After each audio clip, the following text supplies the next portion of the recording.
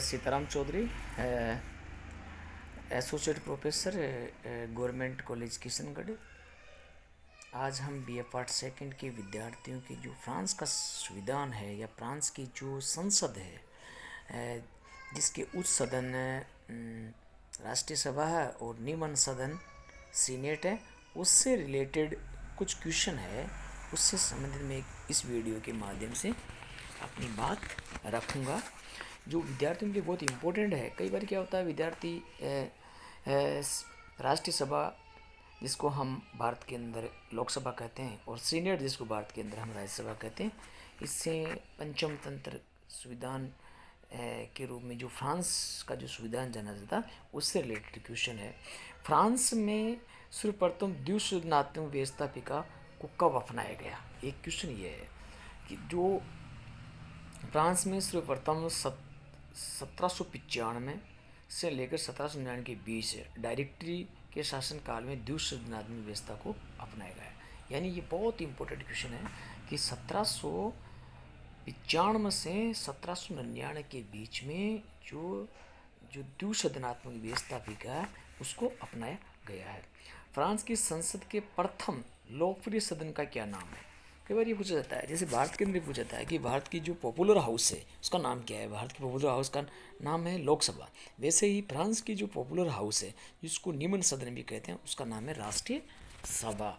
राष्ट्रीय फ्रांस में राष्ट्रीय सभा के सदस्यों का चुनाव हेतु किस पद्धति को अपनाया गया, यानी किस मेथड को अपनाया गया? फ्रांस में राष्ट्रीय सभा का चुनाव हेतु एकल सदस्य निर्वाचन क्षेत्र और द्वितीय मतपत्र योजना को अपनाया गया। राष्ट्रीय सभा, राष्ट्रपति राष्ट्रीय सभा को निर्धारित अवधि से पूर्व किस के परामर्श पर भंग कर सकता है? ये एक बहुत ही इम्पोर्टेंट क्वेश्चन है कि ये किसी की एडवाइस पर इसको डिसमिस कर सकता है। राष्ट्रपति, प्रधानमंत्री तथा संसद के दोनों सदनों के सभापति के परामर्श से राष्ट्रीय सभा के निर्वाचन अवधि से पूर्व इसको डिसमिस कर सकते हैं। एक क्वेश्चन हो रहा है कि राष्ट्रीय सभा को भंग करने के पश्चात कितनी अवधि के भीतर नई राष्ट्रीय सभा तथा निर्वाचन आवश्यक है? 20 से 40 दिन के भीतर नई राष्ट्रीय सभा का निर्वाचन होना आवश्यक है। यानी 20 से 40 दिन की जो अवधि है, उस अवधि के दौरान उसका नया निर्वाचन होना आवश्यक है। ये हमारे लिए एक इम्पोर्टेंट है। संसद के असाधारण अधिवेशन बुलाने का अधिकार किसको दिया गया? जैसे इमरजेंसी जो अधिकार है, ये किसको दिया गया? फ्रांस की संसद को प्रथम इमरजेंसी अधिकार राष्ट्रपति को प्रधानमंत्री या संसद के बहुमत सदस्यों के आधार पर संसद का इमरजेंसी आपातकाल बुलाने का अधिकार है। ये क्वेश्चन इम्पोर्टेंट है, वो मैंने अभी इसमें माध्यम से आपको बताने की कोशिश करी है। फ्रांस की संसद का अधिवेशन कब होता है? फ्रांस की संसद का अधिवेशन 2 अक्टूबर को और द्वितीय अधिवेशन 2 अप्रैल को प्रारंभ होता है। राष्ट्रपति संसद की किस संसद को विघटन कर सकता है? राष्ट्रीय सभा को, यानी सीनेट को नहीं कर सकता वो।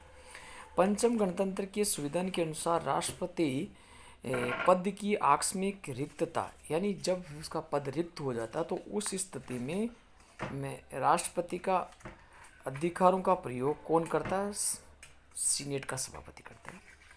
सीनेट के सभापति द्वारा संवैधानिक परिस्थिति कितने सदस्यों को मनोनीत किया जाता है? 3 सदस्यों को मनोनीत किया जाता है।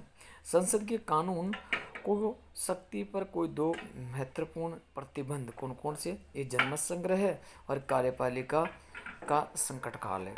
फ्रांस की संसद के कोई 2 महत्वपूर्ण कार्य कौन कौन से? एक तो विधि निर्माण का कार्य है और एक है। तो ये सारे के सारे जो इम्पोर्टेंट क्वेश्चन है, ये हमारे लिए महत्वपूर्ण है, जिसको हम फ्रांस के संविधान के जो विद्यार्थी रुचि रखते हैं, जो हमारे सेकेंडरी के विद्यार्थी है, उनके लिए फ्रांस की जो पार्लियामेंट है, उस पार्लियामेंट के रूप में हमको पढ़ना आवश्यक है।